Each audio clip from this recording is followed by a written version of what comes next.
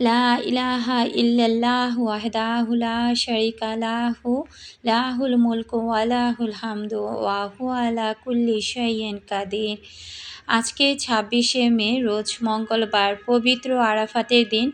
তো আজকে কিন্তু মহান আল্লাহ তাআলার পবিত্র মক্কা নগরীতে লাখো লাখো মুসল্লি সুন্দর মতো সবাই হজ পালন করছেন। আমরা হয়তোবা টিভিতে বসেই হজের যে আনুষ্ঠানিকতা সেটা আমরা রুমে বসেই দেখে যাচ্ছি। পবিত্র এই দোয়াটি আজকের দিনে কিন্তু বেশি বেশি করে আমাদের সবারই পড়া উচিত। আজকে কিন্তু নফল রোজা আর কালকে হবে হজের রোজা। তো আজকে যেহেতু প্রথম যে নফল রোজাটা সেটা কিন্তু আলহামদুলিল্লাহ আমি রেখেছি। তো এখন হয়তোবা আবার অনেকে বলতে পারেন, আপু আপনি রোজা রেখে সকালের নাস্তার আয়োজন করছেন নাকি? আমি গত ভিডিওতে যখন বলেছিলাম যে আমি আমার মায়ের বাসাতে গিয়েছি, মায়ের বাসা থেকে আসার পর ওইভাবে কিন্তু রান্নাবান্না করা হয়নি। শুধু ভাত আর ডিম ভেজে খাওয়া হয়েছিল। সেই সাথে বাসায় কারেন্ট ছিল না। তো জবা তার বাবাকে বলেছিল যে বাইরে থেকে খাবার নিয়ে আসার জন্য। তো ওর বাবা অনেক রাতের বেলায় খাবারটা নিয়ে আসছিল। আস্তে আস্তে যেহেতু অনেক রাত হয়ে গিয়েছিল, ততক্ষণে মেয়েরা খাওয়া দাওয়া না করে ঘুমিয়ে পড়েছিল। তো সেই খাবারটাই রয়ে গিয়েছিল, ফ্রিজে আর কি রেখে দেওয়া হয়েছিল। তো সেই খাবারটা সকালবেলা গরম করে আমরা ৩ মা মেয়ে খেয়ে নিয়েছি। তো আজকে যেহেতু নফল একটা রোজা আছে, সেই রোজাটা আমি রেখেছি।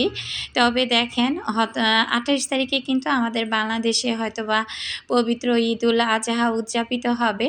এবার ঈদের তেমন প্রিপারেশন আমি আসলে ওইভাবে ঠিক নিই নাই। আজকে যেহেতু আমি রোজাটা রেখেছি, ভিডিওটা যেহেতু আমার আগের, তো ওইভাবে কোনো প্রিপারেশন আমি নিই নাই। কারণ জীবনভর তো শুধু কাজই করে গেলাম। কাজ করতে করতে জীবনটাকে কাজের মধ্যেই উৎসর্গ করে দিয়েছি। তো গতকালকে জবা আমাকে বারবার বলতেছিল, আম্মু আ আ হজের উপলক্ষে একটা রোজা আছে। আর আমার ভাইও বারবার ফোন দিয়ে বলতেছিল আমি যেন ২ টা রোজাই রাখি।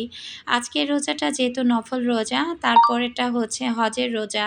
তো ২ টা রোজাই আসলে গুরুত্বপূর্ণ। এমনিতেই তো নফল রোজা আমরা যখন তখনই রাখতে পারি।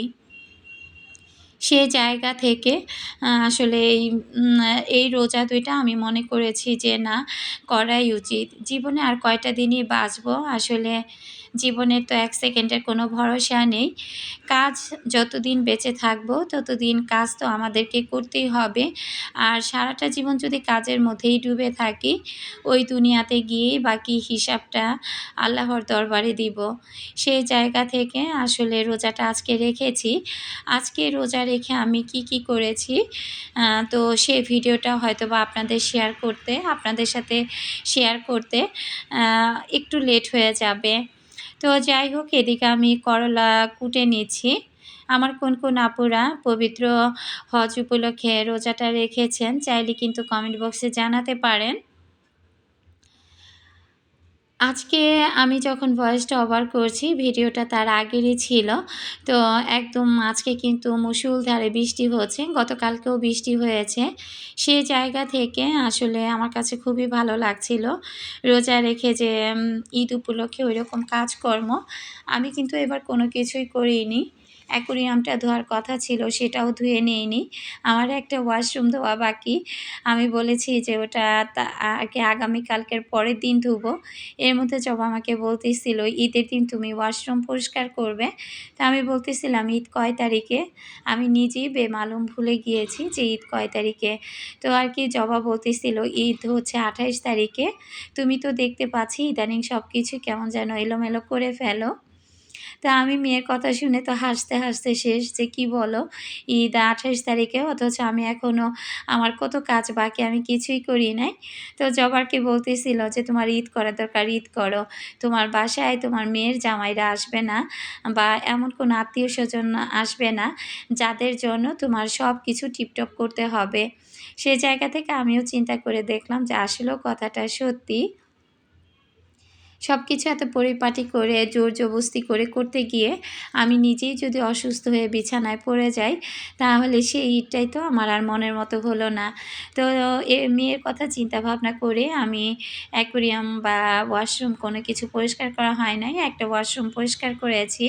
তো দেখা যাক আগামীকাল যদি আমি ফ্রি থাকতে পারি হয়তোবা ওয়াশরুমটা পরিষ্কার করে নিব। তো আগামীকালও যেহেতু রোজা আসছে, তো সেই জায়গা থেকে আমি চিন্তা করতেছি রোজা রেখে আমি তেমন কোনো প্রেশারই নিব না কাজ করার জন্য। ঈদেরও আগে থেকে অগ্রিম কোনো প্রিপারেশন আমি নিব না। যা করব আমি ধীরে সুস্থে করে নেওয়ার চেষ্টা করব।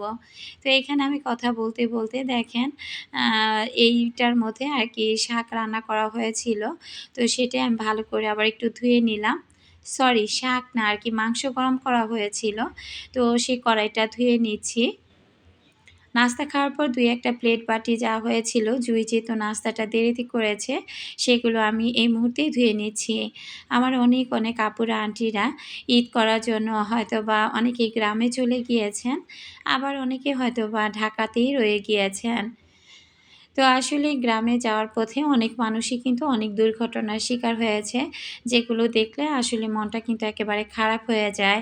তো আমরা যেহেতু গ্রামে ঈদ করব না, সে জায়গা থেকে আসলে এরকম কোনো টেনশনেরও কারণ নাই। কারণ গ্রামে ঈদ করতে গেলেই মনের মধ্যে একটা ভয় কাজ করে। আসলে রাস্তাঘাটে বের হলেই না আর কি ভিতরটা কেমন যেন একদম চুপসে থাকে যে কখন যেন কোন দুর্ঘটনার শিকার আমরা হয়ে যাই। তো যাই হোক আসলে এবার বাজার-ঘাটও এভাবে আর করা হয় নাই। কয়েকদিন আগে আমি বাসায় চলার মতো যতটুকু বাজার করে নেওয়ার, ততটুকু করে নিয়েছি। আসলে আমরা মেয়েরা একা হাতে কত দিক সামলাই বলেন তো? একটার পর একটা, একটার পর একটা কাজ করতেই থাকি। কাজ যেন শেষই হয় না। আসলে ঘরে বাইরে ২ দিকে কাজ করা কিন্তু আমার পক্ষে অনেকটা কষ্টদায়ক হয়ে পড়ে। সেই জায়গা থেকে এবার আমি আর এত প্যারা নিয়ে কোনো বাজার করিনি। তো এর মধ্যে যেহেতু ওর বাবা অলরেডি ছুটি হয়ে গিয়েছে, সে যেহেতু বাসাতেই আছে, তো সে আজকে আর কি আমাকে বারবার বলতেছিল যে আগামীকালকের বাজারগুলো আমি যেন করে ফেলি। আগামী মাসের বাজারটা আর কি এই মাসে যেন একসাথে করে ফেলি। তো এই মুহূর্তে আমি আর কোনো প্যারাই নিতে চাচ্ছি না। বাজার-ঘাট একসাথে এতগুলো নিয়ে আসলে সেগুলো গুছানোরও একটা ব্যাপার-স্যাপার থাকে। তো আমি বলেছি যে, "না, ঈদ শেষ হয়ে যাক। যতটুকু যা ঘরে আছে সেটা দিয়ে সুন্দর মতো ঈদটা হয়ে যাবে। ঈদের পরেই আমি বাজারগুলো করে নিব।" তো আমার কিন্তু আজকে দেখেন কি কাজ করার কথা আর আমি কি কাজ করে নিচ্ছি।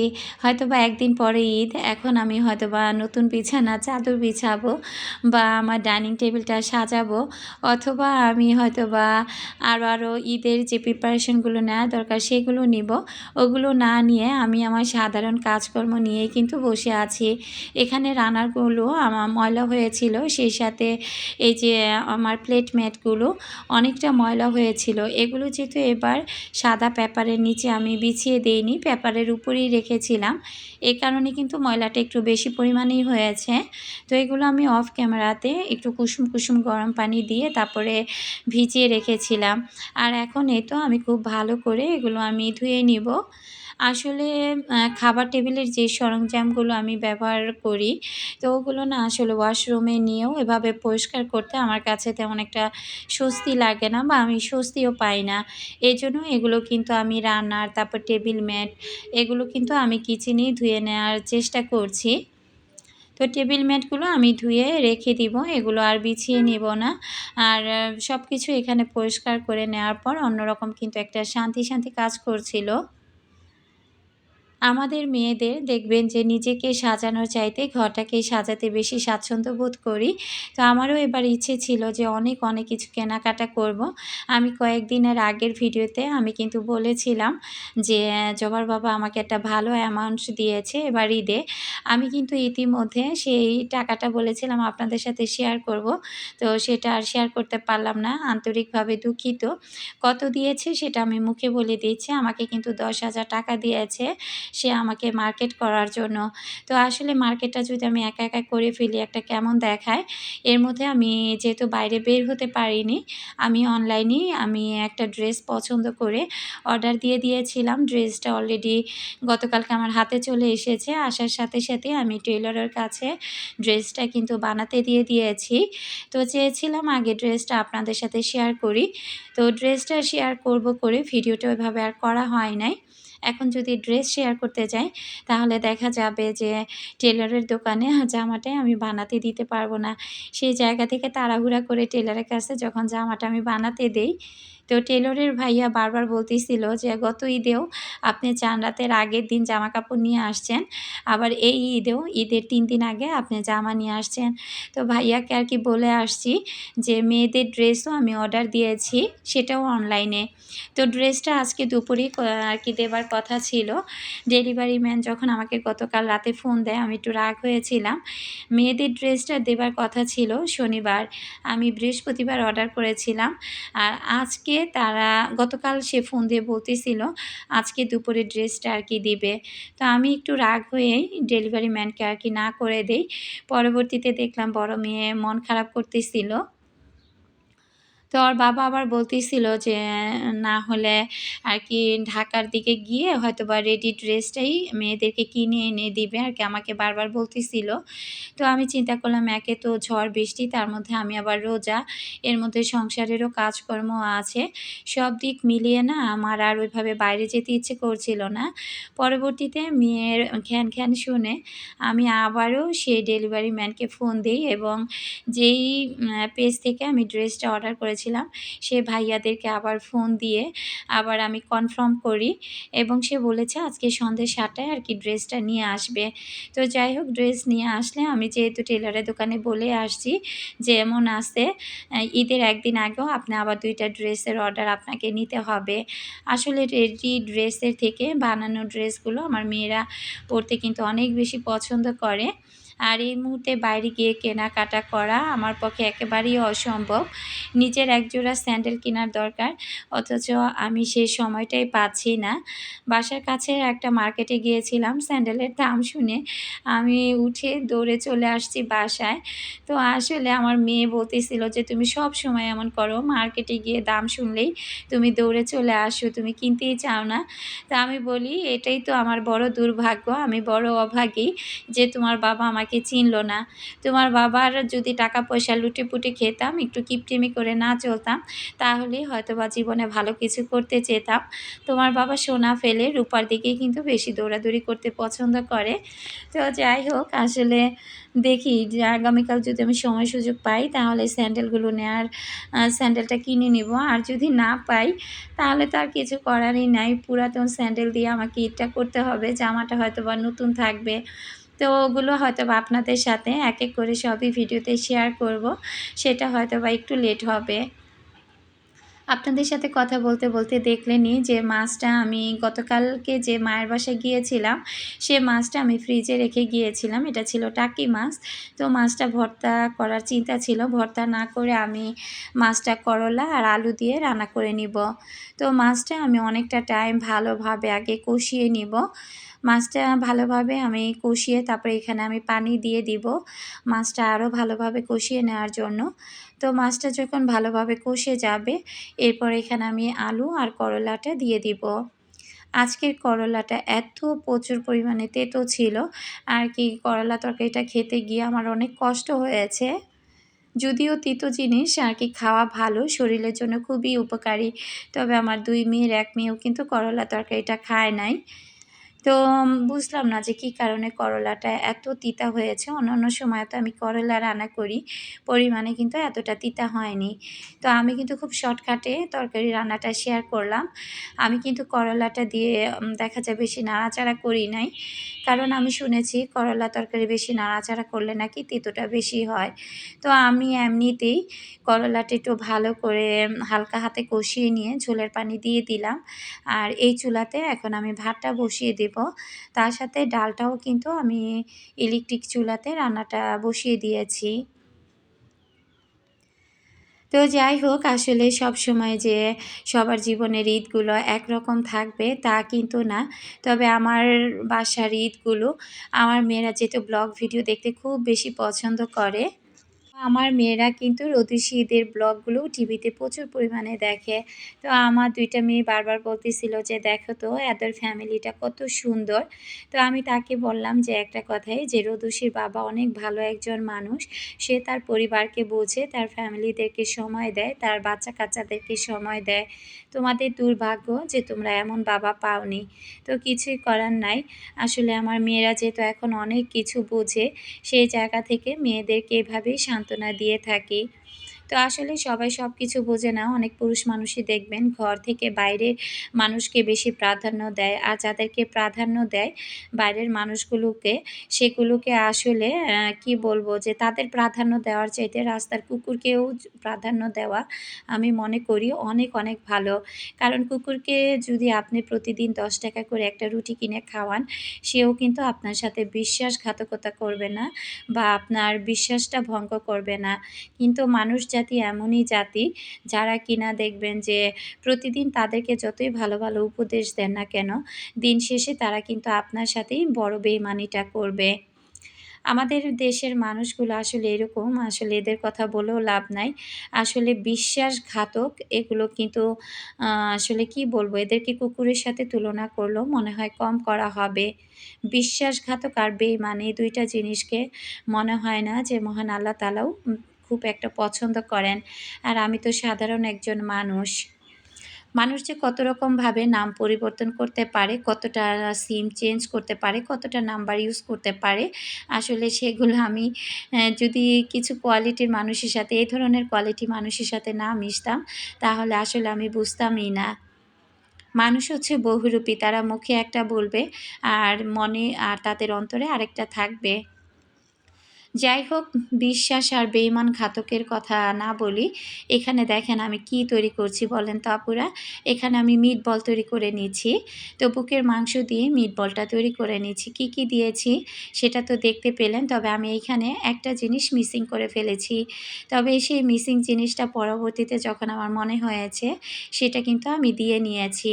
সেই মিসিং জিনিসটা কি? সেটা আমার ভালোবাসার আপুরা যারা এ পর্যন্ত ধৈর্য সহকারে আমার সাথে আছেন, তাদেরকে বলব অবশ্যই কমেন্ট বক্সে জানাবেন যে মিটবল তৈরি করার সময় আমি কি, কি দিয়েছি আপনারা দেখতেই পেয়েছেন।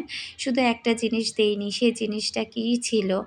তো যাই হোক, আমি কিন্তু গরম পানির কেতলিতে খুব ভালো করে গরম পানি করে নিয়েছিলাম। যেহেতু সিলিন্ডার ইউজ করছি, তো গরম পানিটা হতেও কিন্তু অনেকটা সিলিন্ডার ফুরিয়ে যেত। মিটবলের পানিটা আমি চাইলে রেখে দিতে পারি। এটা দিয়ে আমি স্যুপ রান্না করতে পারবো।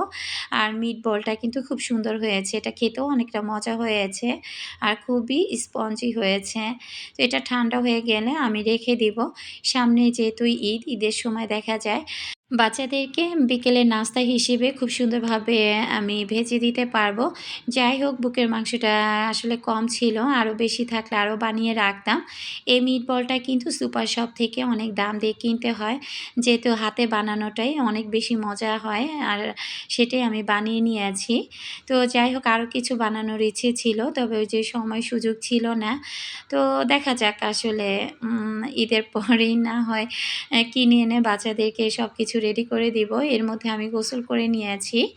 তো চাঁদ রাতটাও যেহেতু সময় আছে, এর মধ্যে যদি সময় সুযোগ পারি হয়তোবা মুরগি কিনে এনে রেখে দিলে সময় সুযোগ করে বের করে বাচ্চাদেরকে আর কি বিকেলের নাস্তা হিসেবে তৈরি করে দিতে পারবো। তো এদিক থেকে আমি খুব সুন্দর করে জামা কাপড়গুলো এই তো মেলে দিয়েছি। এরপর আমি টেবিলের রানারটাও বিছিয়ে নেব। এই ভিডিওটা যেহেতু অনেক দিন আর আগে, তো তার মধ্যে আমি চিন্তা আছে যে আমি টেবিল রানারটা নতুনভাবে আবারও বিছিয়ে নিব এবং টেবিলের সবকিছু আমি একটু নতুন করে আর কি সাজিয়ে গুছিয়ে নিব। আজকের ভিডিওটি আমার কোন, কোন আপুদের কাছে ভালো লেগেছে, যারা এই পর্যন্ত আমার সাথে আছেন প্লিজ একটি লাইক দিয়ে ভিডিও থেকে বের হবেন। এবং আমার কথায় কাজে যদি কোনো কিছু ভুল ত্রুটি বলে থাকি, সবাই ক্ষমা সুন্দর দৃষ্টিতে দেখবেন। তো অনেক কাজ করেছি আজকে একা হাতে। তো জানি না যে ভালোবাসার আপুরা কারা, কারা আমার সাথে আছেন। তো এখানে রান্নাটা শুকিয়ে গিয়েছে।